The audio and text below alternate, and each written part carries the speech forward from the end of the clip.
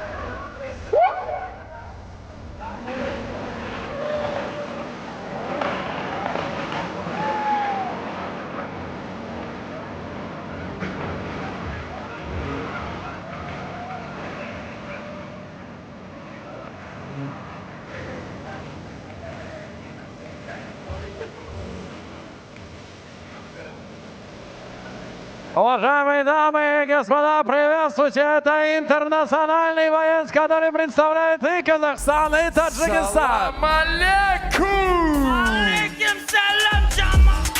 Уважаемая публика, дайте шума!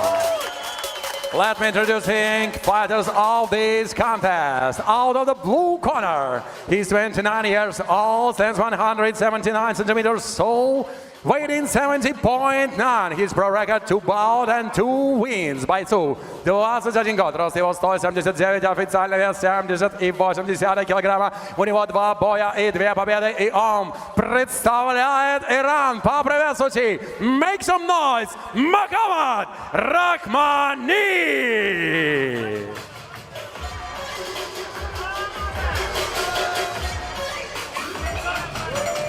Красный угол клетки, его соперник бойцу 36 лет, рост его 175 сантиметров, официальный вес 70,5 килограмма.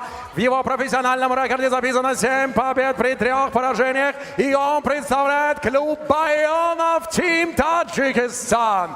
Поприветствуйте, вот он, Камил Карате, Камалетдин Касанов! Рефери в клетке Халил Мамиев. Мы желаем спортсменам удачи. Wish the fighters good luck.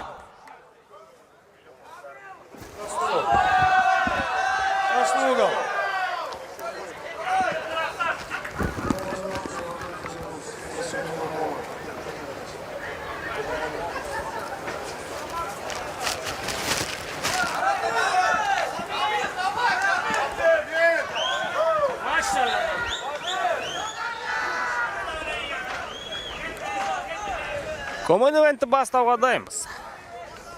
Қалай? Сенсация болады ма екен бүгін, а? Мухаммад Рахмани жеңіске қызық болайын деп тұр. Лига бұл жігітке үлкен мүмкіншілік берді. Көрейік қолдан не келетін. Қасанов қалай дегенмен фаворит ретінде қарастырылады бұл жекпе-жекте. Тәжірибе бұл спортшының жанында. Первый же мидл-кик, прихватил ногу. Рахмани. Бүгін күреске бас салды, осыны күткенде болу керек. Сразу же перевел поединок на нулевой этаж. Иран күрес мектебін бір көрсетті бізге. Рахмани. Давайте будем честными.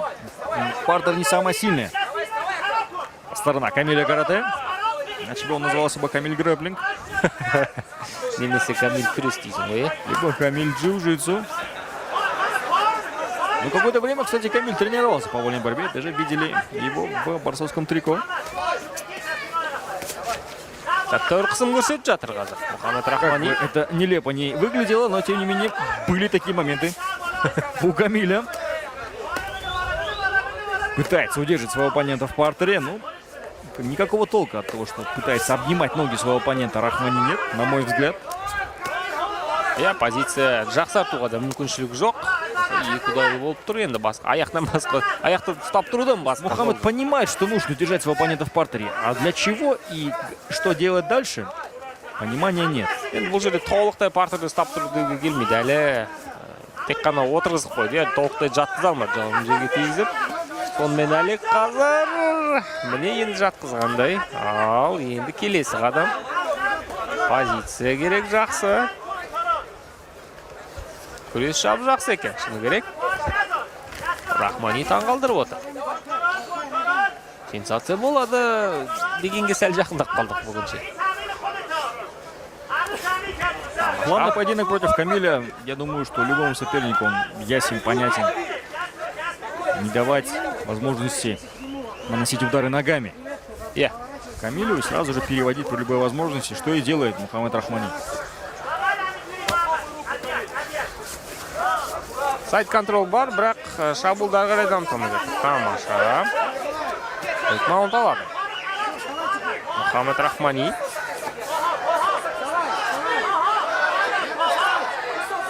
Ираннан келген жігіттердің көбі күресе қоймайтын негізінен. Бір парадокс сондай, бізге бар. Байқап жүргеніміз көбі негізінен учу сандадан келген спортшылар болады. Күрестен келген жігіттерді өте сирек кездесеміз. Кем дегенде октагонға келіп жүрген парсы жігіттер жайлы айтатын болсақ. Рахмани олардың қатарында емес екен. Рахмани де аяқта тұрып айқасады ма деп едік, ол міне күреске бас салды.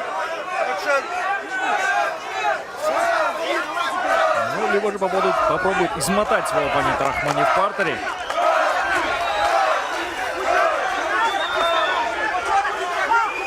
Аяқта тұрғандай. Хасанов. Мойнды. Шею прихватить. Уйти на гильотину. Камиль Карате.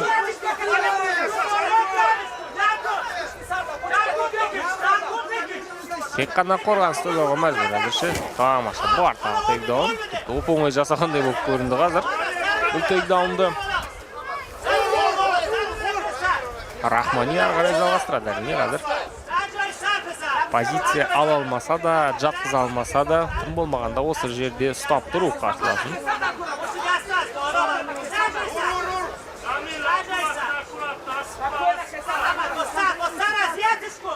Меньше минуты остается до окончания первого раунда. И я так понимаю, что первый раунд Рахмани выигрывает, да? За счет контроля в партере.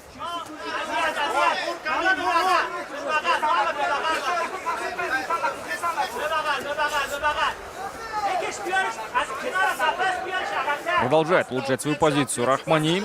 Хасанов же возможности вернуться в стойку пока что нет. Шығармады ұлысынан. Мухаммед Рахмани және раундтың соңына дейін осы позицияда ұстайтын түрі бар. Ал екінші раундта әрине енді Хасанов жоспарды сәл өзгертіп шығатыны анық. Қарсыластың осал емес екенін білді. Бәлкім сәл менсінбеушілік болған шығар. Жастығына қарап, тәжірибенің аздығына қарап, бірақ Первый раунд завершен. Иран жігітінің күресіне төтеп бере алмады әзірше.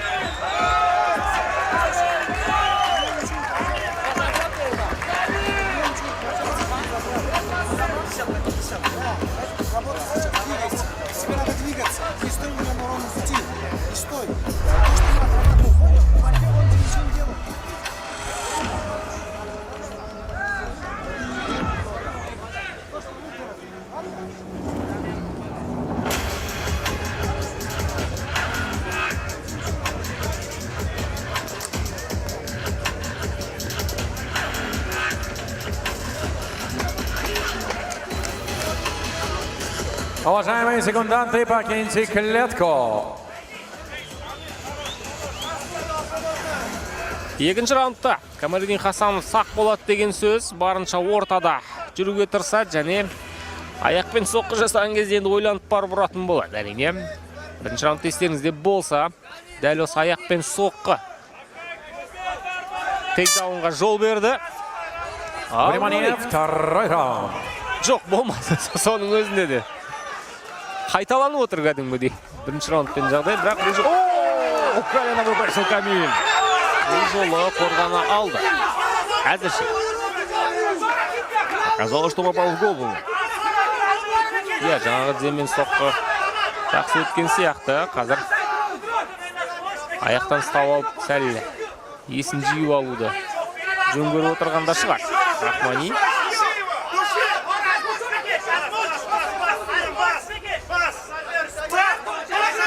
Ал көрек. Рахмани тағы да екі аяқты қоспақшы. Содан кейін бар. Тейкдаун жасау көздегені.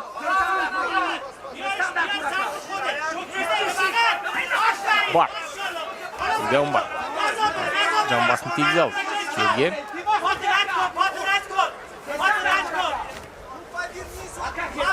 Да, есть уж полноценный перевод.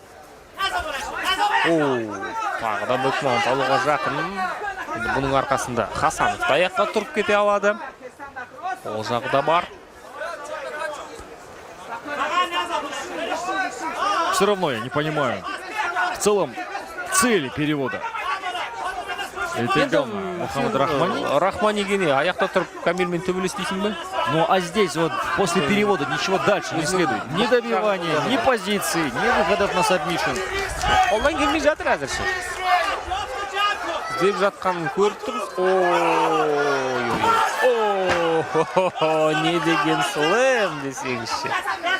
Жерге бір ұрды қарсыласын. Қараңыздар.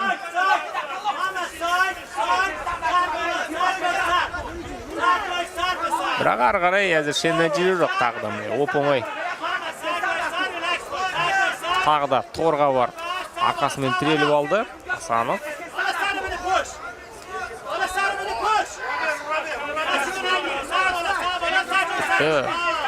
Қазақ жанкүйерлерін баурап алған соншалық қазір Хасановқа қазақ тілінде жанкүйерлер нұсқама беріп жатыр.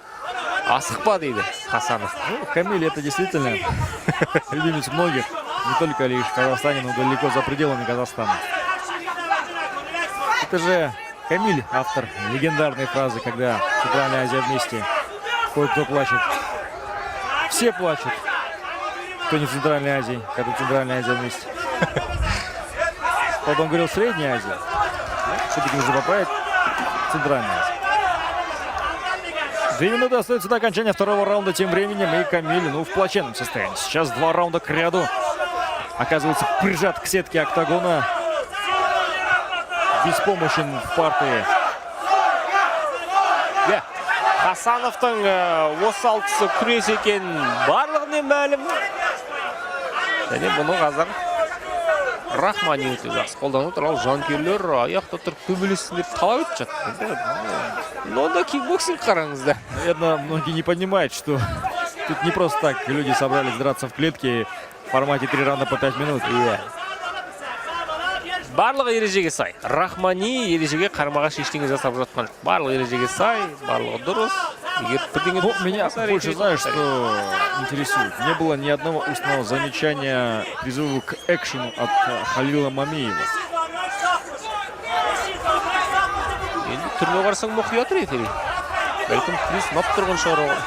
Енді қалай дегенмен белсенді ғой. Әйтеуір қимылдап жатыр, әйтеуір бірдеңе істеп жатыр. Пайдасы болсын болмасын, нәтижесі болсын болмасын. Ну, хорошо, ты меня убедил. Есть какая-то активность. Не такая, которую я хотел бы увидеть. Бірақ енді бір жағынан аяққа тұрғызуға да себеп жоқ қой. Анда-санда соққы да сауып қояды Мухаммад Рахмани. Қазір өмірдегі ең үлкен жеңіске қол жеткізуге жақын тұр. Ешкім білмейтін Ираннан 2-0 деген көрсеткіші бар жігіт. Ойлап көрші. Ну, я могу сказать точно одно. Даже победа решением судей не гарантирует Мухаммаду Рахмани, что его оставят в лиге, потому что это не яркая победа. Бірақ оған қазір жекпе-жекке шығуға ұсыныс жасайтындар кезекке тұр. Для чего? Ладно бы, если он выиграл бы ярко. Что мы видим? Он 2 раунда к ряду обнимает ноги Камиля Карате.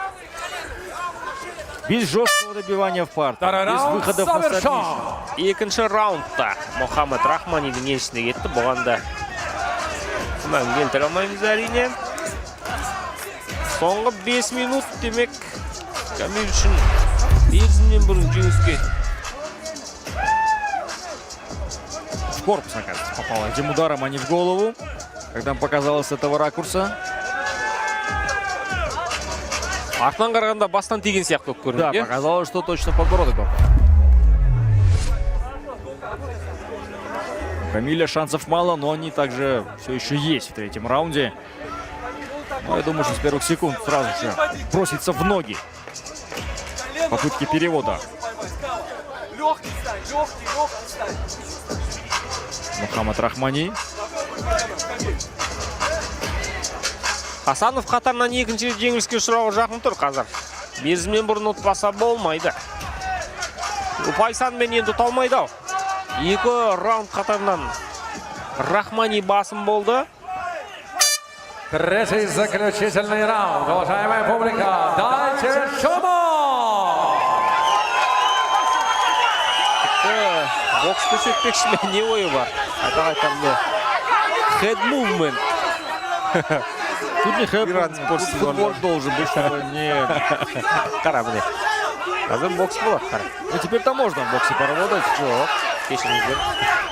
Показалось на мгновение. Иә. Что мы увидим стойку. Хасанов қазір міне қашықтықтан енді ақылға салып төбелесе бастағандай Хасанов. Екі раундтан кейін түсінді бұны. Қазір құлату қиын болады енді Рахманиге. Тейкдаун жасауға қиын болады. Хасанов міне алыстан қашықтықтан шабуылдайтын болады.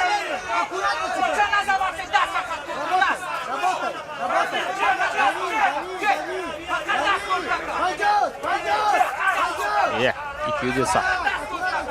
Рахмани соқты өткізді. Да, сразу корпус. Қорғаныстан тигенде, иә? Қолға тиді ау деймін. Да, рука была на месте у Рахмани, поэтому все было в порядке для Мухаммада.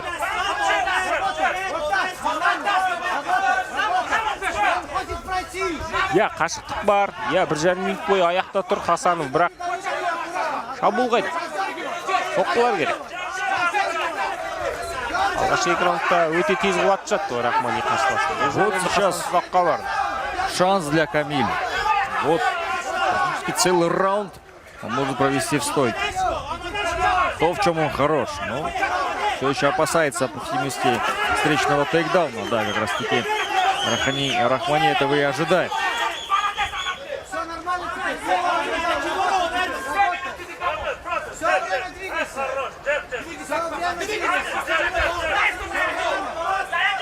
Ұзақ жүріп қалды тағыда. Аяқты қосу керек сияқты.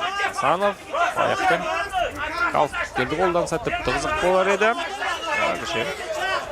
Қашықтық біраз қиыншылық тудырып тұрған сияқты.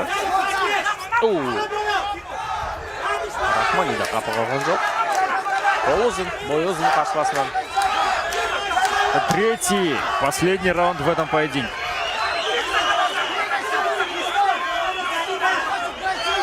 Больше шансов у Камиля на победу не будет. А вот Рахмани можно просто на самом деле же проиграть. Третий раунд, абсолютно ничего не делая. 2 раунда ряда он уже ведет.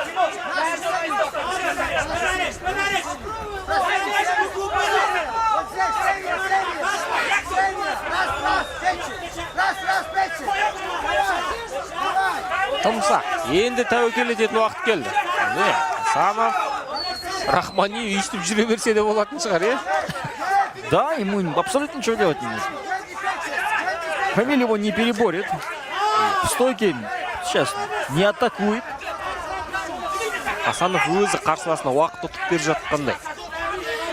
Рахмани сейчас может пойти с телефона в карту играть, пока Камиль будет прыгать также в центре октагона. Ну, действительно, осталось 90 секунд. Больше нет уже возможности. Последний вагон. Соның өзінде де күрестен әлі де сақтанды. Әлі де тәуекел етуге бел буа алмайды.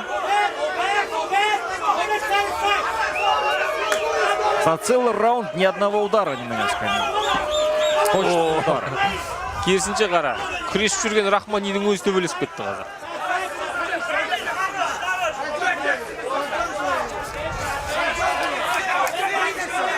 Нужно рисковать, Камиль. Нужно идти вперед. Времени мало остается.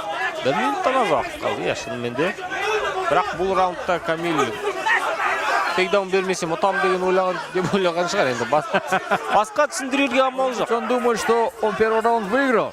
Второй раунд была ничья, третий раунд сейчас он выиграет. Не знаю, что происходит, но рисковать необходимо. Неужели Камиль после титульника с Сергеем Вланом уже не тот? Жанын алды деген. Осындай болады ма екен, а? Не хочу я в это верить, потому что я поклонник все-таки Камиля карате, так или иначе. Это нужно было делать с самого начала раунда, но здесь оно к чему уже за последние 3 секунды. Бармайды, Иран жігіті. Жекпе-жек аяқталды. Примерно понимаю, что скажет Камиль. Он скажет, 2 раунда он со мной боролся, не Этот хотел поединок драться в стойке. завершен. Ждем решения судей. Рубиться не хотел, Сондықтан мен ұттым. поэтому я выиграл. Дождемся, что же скажет Камиль. Это самое интересное в поединках Камиля карате.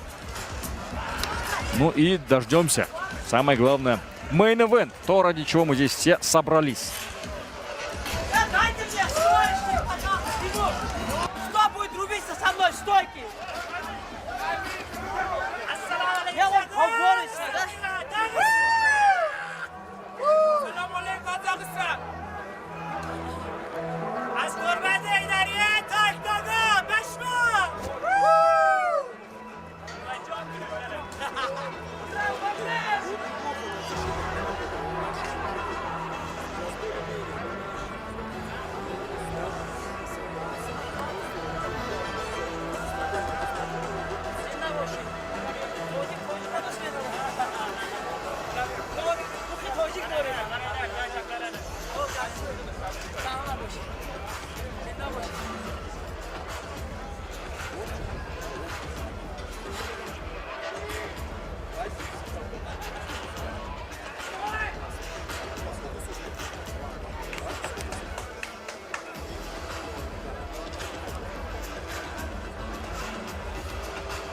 Ladies and gentlemen, as a result of 3-round by unanimous decision, all the judges, your winner of this contest, Muhammad Rahmani.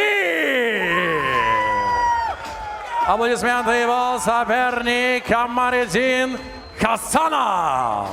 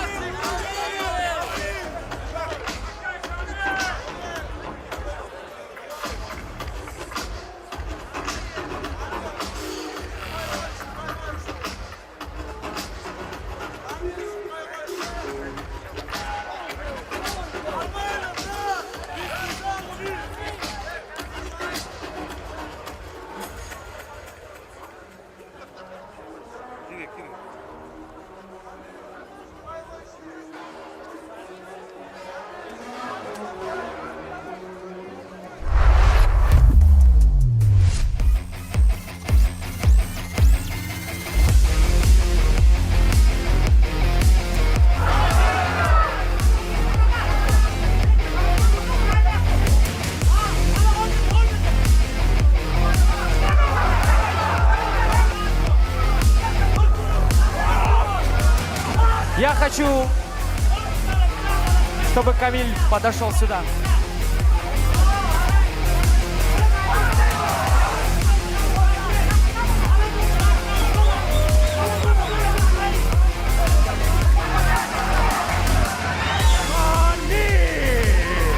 Хочу сказать огромное спасибо моей команде Раджаб Кади, Али. Раджаб Али Байонов, я извиняюсь перед тобой, что сегодня, да, я проиграл. И перед всем народом, казахи, узбеки, кыргызы и все остальные. Друзья, я вас всех люблю. Я первый человек, который в Средней Азии объединяет только людей. Неважно, кто какой нации, вы должны всегда уважать друг друга. В последнее время всегда говорите, ты таджик, ты узбек, ты казах. Какая разница, друзья? Мы должны быть в первую очередь людьми. Я сейчас не знаю, как я проиграл, он только боролся, цеплялся, обнимался. Я снизу бил. Ну да, он не рубился, потому что я бороться особо не люблю, рубиться люблю. Ну, он мне давал рубиться, он постоянно боролся. Поэтому перед всем я извиняюсь. Тут еще гости приезжали из Таджикистана ко мне. Ну, к сожалению, проиграл. Для меня много сюрпризов сегодня были. Я так настроен был к победе. Ну, так получилось. Видите? Ну, я еще, друзья, спасибо, родные. Всех я вас люблю. Клянусь. Это все временно. Сейчас не смерти надо бояться, а людей. Потому что люди каждым днем становятся злее, убивают друг друга. Ну, поверьте мне, все временно. Я тоже когда-нибудь умру, ну, на моей могиле будет моя фотография с улыбкой, фальшивые деньги, фальшивые машины и красивый фальшивый дом, потому что этот мир фальшивый. Поверьте, я всегда буду улыбаться при любом обстоятельстве. Здесь мои братья, хочу сказать спасибо, где Фархот, Бейрус, брат. Где, можно на 5 секунд? Извините, октагон, я вот так прибиваю. С Таджикистана лично ко мне приехали. Огромное спасибо, что вы здесь. Извините, я сегодня подвел. Иншаллах, от души вам, что вы приехали. Спасибо, да. Я также, друзья, 5 секунд. Я открыл витаминизацию от травмы, от всего. Долго мы разрабатывали витаминизацию, уже скоро выпускаем. Следите, у кого травма, у кого там восстановление. Все витаминизации мы придумали, скоро выйдет. Всем спасибо. Камиль!